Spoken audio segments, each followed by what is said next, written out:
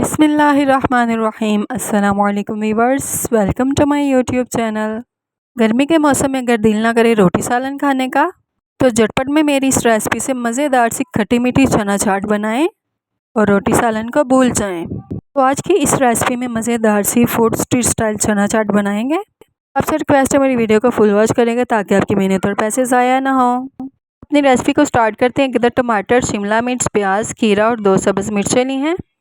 प्याज को आधा यूज़ करना है, इस तरह से बारीक लेकिन लंबे लंबे स्लाइसिस में कटिंग कर लेना है और फिर इसके ऊपर थोड़ा सा नमक लगा कर तो इसको कम से कम 5 से 10 मिनट के लिए रख देना है।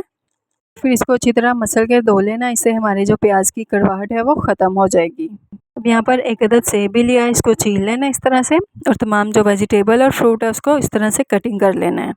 सेब, शिमला मिर्च, सब्ज़ मिर्च, टमाटर, खीरा और प्याज, इन तमाम चीज़ों को मैंने इस तरह से बारीक और फाइन कटिंग कर लिया है। बहुत ही सिंपल सी आज की हमारी रेसिपी है। अब यहाँ पर थोड़े से चने लिए हैं, इनको मैंने बॉईल कर लिया है और एक अदद बड़े साइज़ का उबला हुआ आलू है, इसको भी छील लिया है।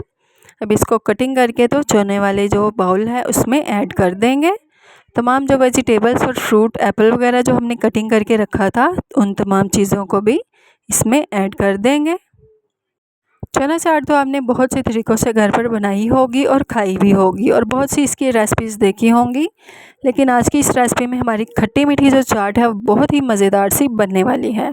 हाफ़ ऑरेंज है, मोस्टली इन दिनों में ऑरेंजेस नहीं होते तो मैंने सेव करके रखा हुआ था इसको।